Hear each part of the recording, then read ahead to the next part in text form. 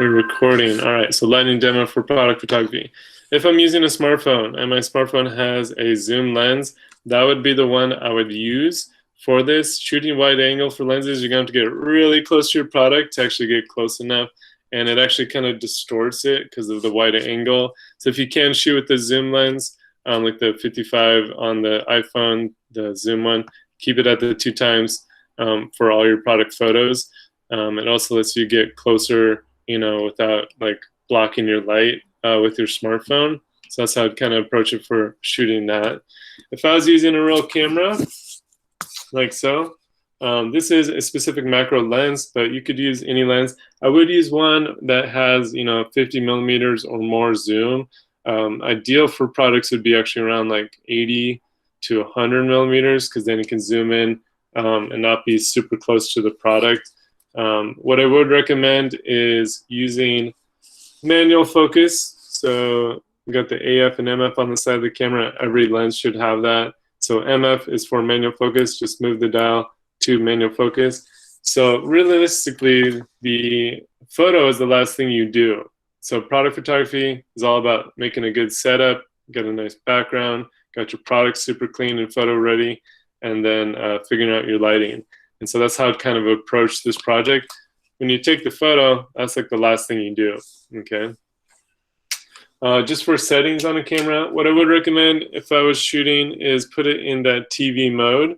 TV mode lets you control the shutter speed. So I would stick around 200th to 250th.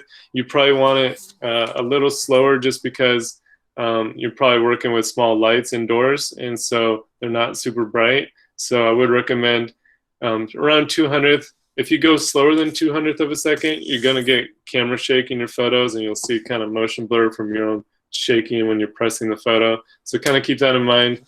I would recommend around 200th of a second in that TV mode. Another thing to think about is put your ISO to auto, so that way adjust the brightness to get to that 200th of a second shutter speed for you. It'll adjust the aperture and the ISO to get there. And then yeah, it should be good to go. I would do, again, manual focus on the lens. Okay. So what I'm going to do is rotate this and unplug this. Okay. So this is kind of the setup we're going to be doing. Got my camera. All right. So what I'm going to use is a box and a t-shirt.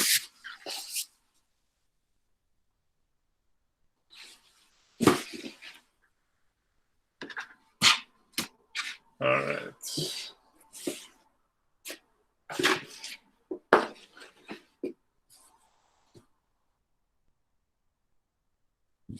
There we go. Just gonna tilt you down a little bit. Actually, move this back a little bit. There we go. Just so you can see. So again, you are the camera. So the key thing is, I would recommend getting a t-shirt that and have like a white and a black, whether that's a fabric. Sorry, I'm moving my light over. So whether that's a fabric, whether that's a t-shirt, whatever's the cleanest and the least wrinkles would be the ideal scenario. Tablecloths work really well. There's a pretty starchy, hard fabrics that are good for backgrounds. Blankets. They can be other colors. Just one thing I would think about is once you figure out your 3 products, one with a shiny surface, one with a matte, one with the texture surface, is think about opposites. So if I had white products, I probably wouldn't put a white product on a white background. I'd probably put a white background on a different color or a solid black background, right? So I would get, a black shirt like so and use that for white products. I would recommend putting something on the top just so this thing doesn't fall down when you set your product on. So something to kind of hold it in. That's my water bottle. That'll work fine. So for my products, I'm going to be using some stuff from my wife's company, Kula. It's not a plug. It's just she has different types of products I can shoot with that are a good size. You'll notice, right, it fits in the background. So if I'm shooting this, I could shoot a vertical frame, right, and not have like extra stuff in the background that I need to crop out. So if you are shooting, again, if you have a vertical subject like this, I would shoot it vertically. If I shoot it horizontally, I might get a whole bunch of the background. I have all this empty space on the sides, right? Same thing for a horizontal subject. You know, I would shoot that horizontally, so turn my camera horizontally and then shoot it, so then I don't have a bunch of vertical space, right? So shoot the shape of the object. So if it's a vertical object, shoot it vertically. Horizontal object, shoot it horizontally. So for my product, what I'm going to do is clean it as best I can. So what I recommend is getting a microfiber cloth to clean it off. And so another pro tip too before is make sure you wash your hands with soap to get off any oil on your fingers, especially a shiny surface object like that. It'll show your fingerprints and they're going to be in all your photos, and you got to clean those off in Photoshop. So if you want to avoid retouching all that stuff out, make sure you clean your hands with soap and water and then get all the oil off, and then you can handle your shining product. And so then I would just spend time cleaning the surface as best I can. So when you're picking products to take photos of, I would choose stuff that are newer and less, have been handled less. So that way they probably have less scratches on it. And so then, I'm just cleaning my products. Another thing to think about, looks pretty clean, got some of those fingerprint smudges off, is a way to dust it. So I have this is a photography hand blower. This is what I use to clean my lens. If I got dust on my lens, if I got dust inside my lens from like shooting in the desert with sand, the scraper blowing off any dust on my product. So again, I'm removing things and getting it as clean as possible before I shoot it. You could also use a hair dryer to kind of blow it, or a fan to blow it off, or even just a quick fan swipe might get some of the dust off. But the idea with products, get your product as clean as possible and get your background as clean and as neat as possible. So for lighting, I got my product ready to go, got my background ready to go. For lighting, what I want to think about is to get my 3 fill, my 3 black reduction, and then my 2 other options. So what I'm going to do is use my LumCube light to light my product, right? So you'll see when I move the light, I can put the shadow behind it. I can put the shadow to the side, right? So I can kind of move where I want the shadow. If I had a second light, which I do, right, I could have one light my product. Sorry, I get out of the way. There we go. And then one light the background. When I light the background, that shadow goes away, right? So if I light the background here, I can pretty much make that shadow a lot softer. So that is an option. If you do have 2 lights, that's cool. It might be handy. As you can tell, the more lighting you get going, the more you probably need help with this. So I would recommend, asking a parent or a friend or brother, sister to help you out. Either help move the lights for you and you tell them where you want the light to go, or they can take the photos and you move the lights, right? I would recommend for this, if you do kind of a side light, the shadow doesn't go in your background, right? So if I do kind of split lighting, it will kind of make it less of a hard shadow. You might get more texture if you have a fabric background, but we are going to make those pretty solid white when we edit our final photos. So what I'm going to do next is get my reflector. I'm going to move it up here, like so. All right, so you can see that pretty well on the left-hand side. We got the reflector over here. So whether it's a white, piece of construction paper, you don't really need big stuff for products, So if you had a piece of paper like so, right, I could get some white fill by placing a paper right next to it here, and then just photographing this pretty tight, right? So I could bring it in closer. I'm actually going to kind of move this over a teeny bit just so it's closer to my reflector. So with my lighting, there's 2 ways I can get my white fill. One is I can light it on one side and then I'll see the fill on this side. So you can see right here, I have a little bit white reflection on the shadow side, filling in that shadow. The other option for my white fill is I can go on the other side and then basically light my reflector like so, And then we can kind of play with the angle here. There we go. That's looking pretty good. There we go. And you'll see it makes a much more softer and even light that's not as harsh than directly lighting it, right? So much harder. Now I actually have a more kind of even lighting when I bounce it off. It works better too for white. It'll be pretty soft when you light it. So I got some pretty nice light on my product from just bouncing it off that white surface. It also makes the shadow softer, which is nice too, so it's not as harsh.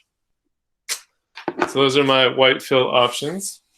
For my black reduction, I'm just gonna flip this thing around. So again, get this as close as you can to your product. Give me 1 second. Try not to get the slide. Okay. So I have my black. Oh, it's really windy outside. I got stuff blowing down. So I got my black, reduction here on the side. This could be a black t-shirt, black fabric, black blanket, whatever you got. This black will work. Get it as close as you can to your subject, and you will see on the shadow side, if it's shiny, it'll either increase the shadow on the shadow side, or it'll actually, because it's shiny surface, reflect what's next to it, which would be black, right? So you can actually create a black hard edge on a shiny surface object.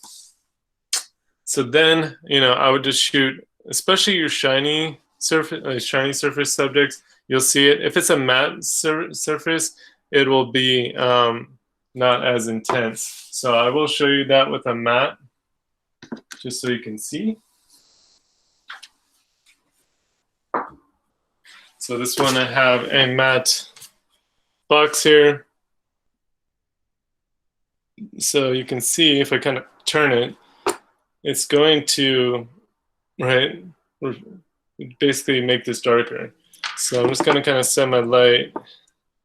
Let's see if we can adjust a bit. Come on, dude. Try not to get it so overexposed. There we go. So if I remove my black, you'll see it gets lighter on that side. And if I bring it in, it gets darker. So we're basically just controlling the amount of shadow we have. We're increasing that shadow. So this is, again, a matte surface. So flat, it doesn't have much shine to it. For my texture, what I would think about with textured surface products, this one has actual stitching on the surface, is the angle of the light. So if I shoot straight on, you're not going to see much texture with my light, right? But if I move my light to the side, where it's kind of split, you'll start seeing a lot more of the fine texture and the bumps and creases on your surface texture object. So that's something to kind of think about when you're shooting for textured surfaces, and maybe do like overhead. Let's see if we can get some texture. There we go. So just changing the angle is pretty flat, and then really textured. And then maybe a side split lighting angle to get the texture. So another option we can do is diffusion. So I'm just going to go back to my original product, like so. And I'm just going to unzip for my diffusion panel, this thing from the reflector.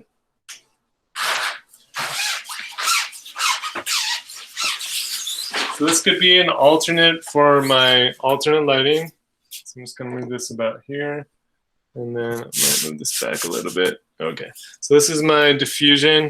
Again, it has a kind of translucent, opaque material. It's not full solid, but it does let light through. It just softens it quite a bit. So what I would do is set this up next to my product, like so. And then, hold on, I'm trying not to block the camera. Here we go. And so then when I hold up the light to the outside, it really softens it up a lot. The further I go away, the softer, the closer you can see the shadow. It gets kind of harder. But it does make a really nice soft light. So if you're really trying to create a soft light, you could use a diffusion fabric. So again, like if you have a kind of chiffon fabric that's kind of translucent, it will help to soften your light, and that's a good alternate. Or you could add, second light. So just get the second light going. All right, and then we can kind of play with having 2 light sources on our products, and that could be my 2 alternates as well. You can put like one behind, one in front, you know, or do kind of dual split lighting on the product. So lots of different options you could do with 2 lights. If you want to add like a gel or a color to your light, that's cool too. You know, I've seen lots of cool product photography like that. Trying to think of anything else. Any questions before I stop the recording? I know that was quite a bit of information. All right, so I'm gonna stop the recording, and then I'll save that.